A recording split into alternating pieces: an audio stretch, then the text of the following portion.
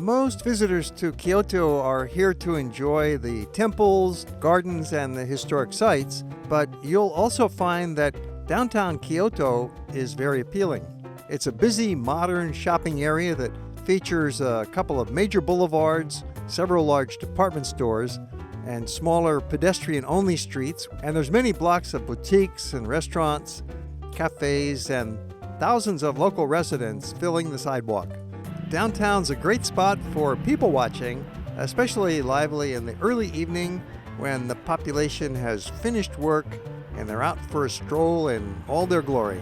People-loving travelers always find it worthwhile to delay dinner and catch the passing stream of faces, particularly on the busiest commercial street of Shijo-dori. It was so interesting to enter this downtown modern situation in contrast with the old-fashioned peaceful gardens. Here you might even see the elusive geisha as she scurries to her next appointment.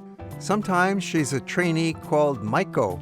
These are well-trained ladies, schooled in the arts of conversation and culture, music and dance performance. We'll see more in a moment. Near the Yasuka Shrine in Kyoto, you'll find the most famous downtown historic neighborhood, Gion, the neighborhood of the geisha, or as they say in Kyoto, the geiko.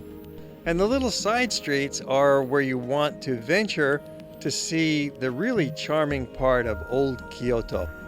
She is not a geisha, but a waitress in a restaurant in a traditional outfit, and very soon we'll be seeing a few geisha. Although in Kyoto, they're called geiko. So actually, in this city, there are no geisha, but for this program, we'll refer to them as geisha because that's how they're widely known. Gion is located between the Kamo River and Yasuka Shrine, with Shijo-dori and Hanami-koji as the primary streets that you want to spend some time at. Here you'll find an architectural mix of simple wooden buildings and historic structures. Later in this segment, we'll also bring you into the more modern downtown. This is Hanami-koji, the main side street in Gion, where you're most likely to run into some geisha. Keep in mind you want to be polite and considerate when you see a geisha. Don't try and stop them and ask them to pose for photos or selfies. These are busy people. They're working, they're going from one restaurant to another to meet their next party, and they really don't have time to stop for every tourist and pose for pictures, but you can certainly watch them walk by. A classic beauty of the geisha. Gion is a very popular neighborhood for the visitor to go take a stroll and find some geisha, and yes, you will see them with some patience. But more often what you're seeing are maiko, which are apprentice geisha. They look nearly identical to the geisha, except sometimes there's a red collar that gives them away. It takes several years of training for a maiko to become a full-fledged geisha, or again, as they're called in Kyoto, geiko. Notice how pleased the Japanese tourists are to see these beauties.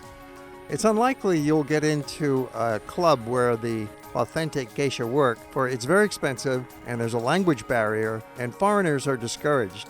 The tea houses in the neighborhood often only allow in their regular customers or invited guests. Of course, there are many excellent restaurants in the neighborhood open to all, serving fine Japanese cuisine. On this east side of downtown, you can explore fascinating narrow lanes lined with traditional wooden facades of the historic Gion district, especially along Hanami-koji Street and adjacent side lanes. Be sure to walk a couple of blocks north from here to Shimbashi, and there you will find perhaps the most beautiful canal in all of Kyoto. 2 blocks away from that busy modern street, you enter another world, stepping back to a more quiet and peaceful time. The canal only extends for about 100 meters, so it's very easy to stroll along it. It's a pedestrian zone. Walk from one end to the other and then return the same way. Charming little restaurants, some with outdoor seating, are lined up along the canal, and there are a few tiny hotels, the ryokan. It's so peaceful there was a heron just standing in the canal, perhaps waiting for his dinner to float by. The light at twilight is really spectacular, as you can see, so it's always a great idea to postpone your dinner until it actually gets dark and take advantage of the twilight. It's a lovely hour in which you can be walking around and enjoying the combination of the fluorescent lights that have come on, the shop lights, and the background illumination up in the skies, and do a little shopping perhaps. You definitely want to explore as much as you can, as much as you have time, and take a wander in those little side streets, both north and south of Shijo-dori, which is the main commercial street running through Kyoto. Here you'll find some busy restaurants, many of them with open shop fronts, and quick food to go. This is Japanese fast food, high quality and delicious. You'll be delighted by the reasonable prices too. Shijo-dori gets wider and busier as it reaches the western end of Gion and prepares to head right through the middle of downtown. At this end of Gion, you'll find the famous Minamiza Theater for kabuki shows, the classical Japanese dance and drama performances that originated in the early 1600s and continue right up through today. This theater was actually founded here in the year 1610. The structure we see today was rebuilt in the old style back in 1929. It has a festive appearance with the gabled roof, turrets, lighting, and big lanterns out front.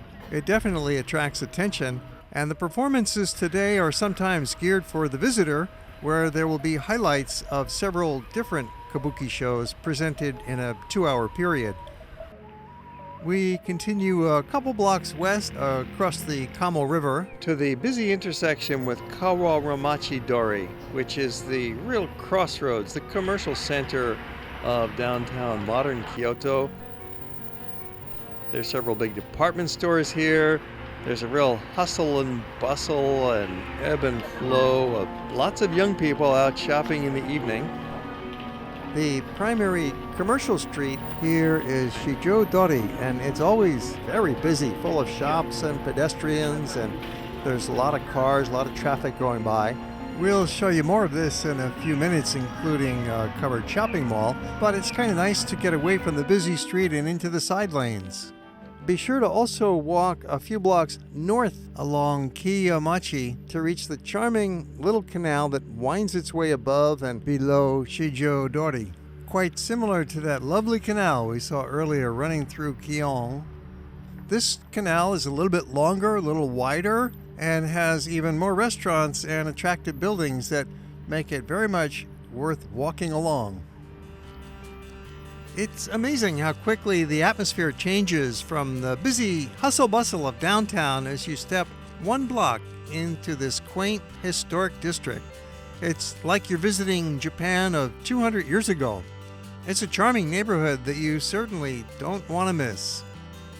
This historic zone extends for several blocks flanking the Kamo River, especially along Pontocho-dori, a pleasant and very famous narrow pedestrian lane of more bars and restaurants. You'll find some traditional shops tucked away selling lacquerware and chopsticks and fans and other local items. Here too, in the high season, you're going to run into crowds of tourists enjoying the same sight that you are. But on a December evening, you can have it practically all to yourself. However, avoid the sleazy red light district, another block west and bright with garish neon. Well, now we're back on the main busy commercial shopping street, Shijo-dori, and you see how active it is. Everybody is out. It's about 6-7 p.m. Shops are open, all the lights are on, and they have some very wide sidewalks here. It makes it quite friendly for the pedestrian. You have some covered sheltered areas to protect you from the weather, and there are even some side streets that are for pedestrian only. You'll find locals are friendly even if they don't speak English. These two parallel shopping arcades are called Shin-Kyogoku and Teramachi. It's terrific how they've just covered a street and converted this into a wonderful pedestrian promenade. Even in the middle of the shopping mall, they've got some shrines. We found another vegetarian restaurant. This is called Biote. Again, an obscure little location that was a little hard to find, but we persevered. We asked around the neighborhood, and sure enough, we found it on the street corner. And now we're going to reverse direction and take you back to the eastern end of Shijo-dori, to the Yasuka Shrine. A visit here can help bring you health and prosperity. Yasuka Jinja is a Shinto shrine which includes several buildings with gates, a main hall, and a stage. And right behind it, you'll find Maruyama Park, which we have featured in yet another movie about Kyoto. Of course, it's all very safe in the evening to walk around in the temple grounds with the beautiful lighting. A nice time to be here. Our hotel was located near the main Kyoto train station, which would have been very easy to walk from this neighborhood. It's less than a mile through some lively city streets, but instead we decided to take the metro. It's an easy couple of stops on the subway, and we're there in a few minutes. Of course, Kyoto Station is a large, modern facility. There's lots of shops, there's beautiful architecture, and it's very much in the center of downtown, so it's a great, convenient location with several hotels right nearby. It's 9 stories high. There's a skywalk up above. You can, during the day, get a nice view looking out over the city. The Kyoto Tower is just a block away from the station. It's 100 meters high with an observation deck at the top and a hotel at the bottom. Back to our hotel. It's the new Miyako Hotel, located just next to the Kyoto train station. Very convenient location and a nice place. This was arranged for us actually by JTB, which is the main tour operator in Japan. And it was very pleasing accommodations, very traditional. The hotel has 1,000 rooms, and yet when you're having breakfast, it's all very peaceful. And we ran into this interesting local scene in the lobby. 2 guests in beautiful traditional kimono, and then we noticed their friends are all dressed up too, getting ready for some kind of festivity. It turns out local gal's getting married.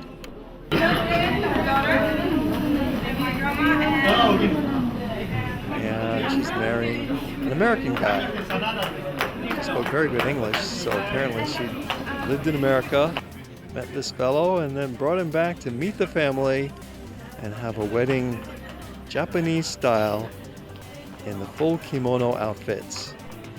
You really don't see many kimonos out on the streets typically as you walk around in the modern cities. Of course, most fashions that you do see are typically modern, with trends changing from one year to the next, especially in Japan, a uniform culture conforming to the trend. And coming up shortly in the program, we're going to show you a lot more street scenes of people walking by. You can see for yourself. Kiyomizu-dera is the most popular temple in all of Kyoto, and it's usually crowded, often with lots of tour groups. This video was photographed in the off-season, which was the first week of December, and even then it was fairly busy, comfortable, nice to have some other people around, so no problem. But if you're here in the peak season during the summer, in the middle of the day, there'll be so many people, you'll have a hard time getting to the railing to enjoy a clear view of the beautiful scenery. The main hall is the most spectacular single item here. It's up on large wooden stilts and designated as a national treasure. Large verandas and main halls like this were constructed at many popular sites in the past to accommodate large numbers of pilgrims. And then we have the views looking out across from the main hall into downtown, looking up towards the temple, which is up on the hillside. An old tradition held that if you could survive a 13-meter jump from this stage, your wish would be granted. Over 200 people jumped, and most of them survived, but that practice is now prohibited. You can also buy good luck charms at various kiosks here, and omikuji, which are the paper fortunes, and incense and various other talismans. Shoppers will be kept quite busy at the various kiosks, and you can also get a bite to eat at some of the food stands. The word Kiyomizu means clear water or pure water. The Ottawa waterfall runs off the nearby hills in 3 channels of water that fall into a fountain, and then visitors can catch and drink the water, which is believed to have wish-granting powers. And it's said that you will gain health, longevity, and success in studies by drinking from the 3 different streams. These typical incense burners offer a smoke that's designed to chase away the evil spirits. The temple is actually so old that it predates Kyoto itself. It dates back to the 700s before Kyoto was founded as a city. Of course, the structures have been rebuilt numerous times since then. There are some 30 buildings here on the temple grounds, and most were constructed in the early Edo period, the early 1630s. And the different altars and shrines within the temple grounds, images of the Buddha here and there. There's a Shinto shrine just as part of the temple complex, as you often find here, the Buddhist and the Shinto blended together, the 2 religions harmoniously coexisting in Japan. Kiyomizu-dera has something for everyone. First of all, it's an important religious site where serious pilgrims come to pray. Young people come looking for good fortune. Visitors arrive to see the sights. History buffs have much to admire. Shoppers are made happy by vendors, and all fall under the spell of Kyoto's most popular temple.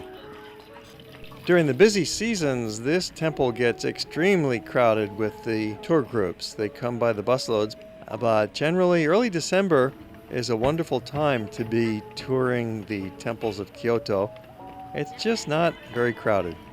There's a monk waiting to receive some offerings. For the rest of this segment, we have a different focus. We're going shopping on a very quaint and historic series of lanes just in front of Kyoto's most popular temple. There are some small shops inside the temple, but the main action for shopping is outside on the pedestrian lane leading up to the temple. As you find typically throughout Japan, a main temple has a shopping street leading to it, something like the inevitable gift shop at the exit of a museum. A similar shopping arrangement like this has been around for hundreds of years, originally set up to supply the pilgrims who are coming to the temples, and now it's to sell trinkets to tourists and offer some high-quality goods, as we'll be showing you. When you arrive here, you could start out with some shopping, or of course you could go into the temple first and then save your shopping for later. It just depends on your schedule and the timing and your preference. The shops are generally open between 10 a.m. and 4 p.m. or 5 p.m. A typical visitor to Kiyomizu would arrive by taxi, and the taxi will drop you off at one end of the shopping lane. It's a pedestrian lane. You can walk straight up this lane to the temple, and along the way you'll see ceramic shops and there's food stores. You can get some free samples of noodles and other good treats. But here's a tip. You also want to get onto the side street, which is even more interesting. Sanenzaka, which becomes Ninenzaka, the most famous historic shopping street in Kyoto. But you could easily miss it if you don't take that turn off the main lane and go down that fleet of steps, which will lead you into this wonderful historic zone. You can see you want to have good walking shoes for this slightly irregular flagstone pavement. But this neighborhood around the temples is not modern at all. You see here one of the older streets of town now, with the old classic wooden facades all along it, with traditional shops and restaurants, tea houses, snack bars. Really makes for a lovely walk.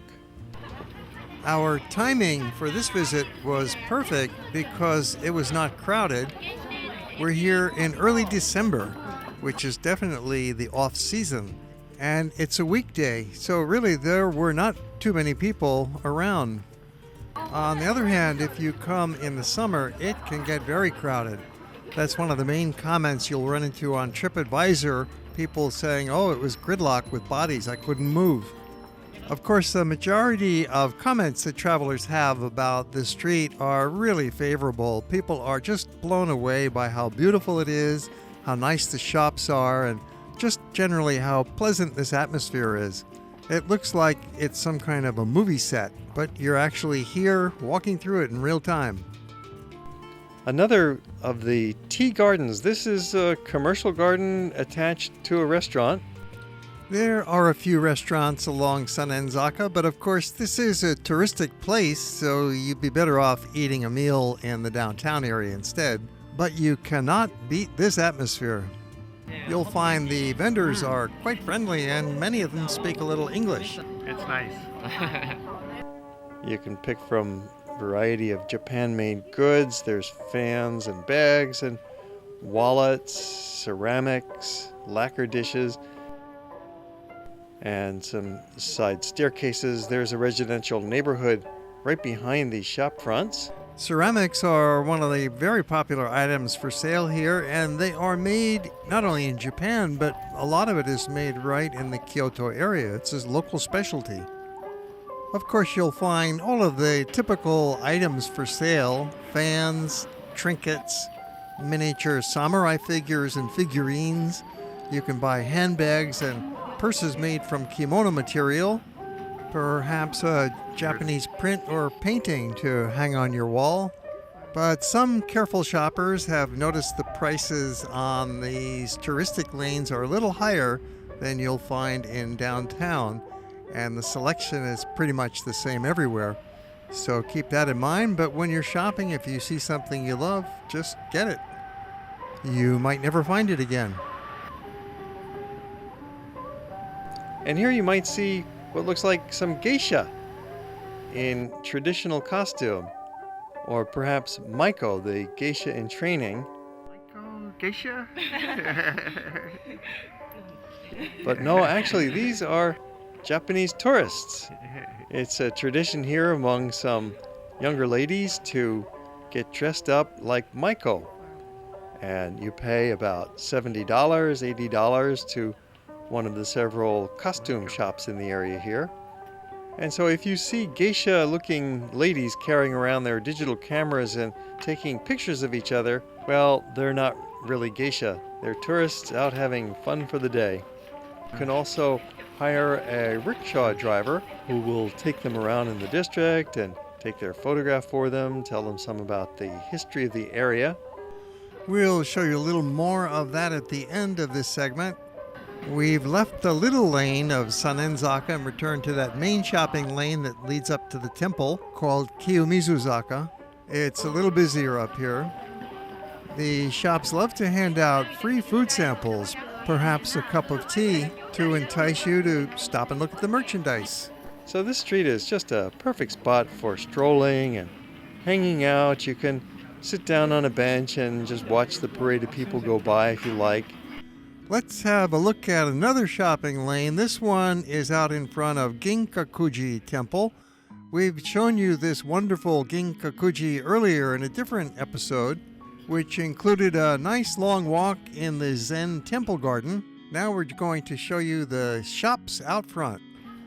It's no surprise that the shops along this temple shopping street are really quite similar to what you find in the other temple areas, and in fact what you find scattered around downtown.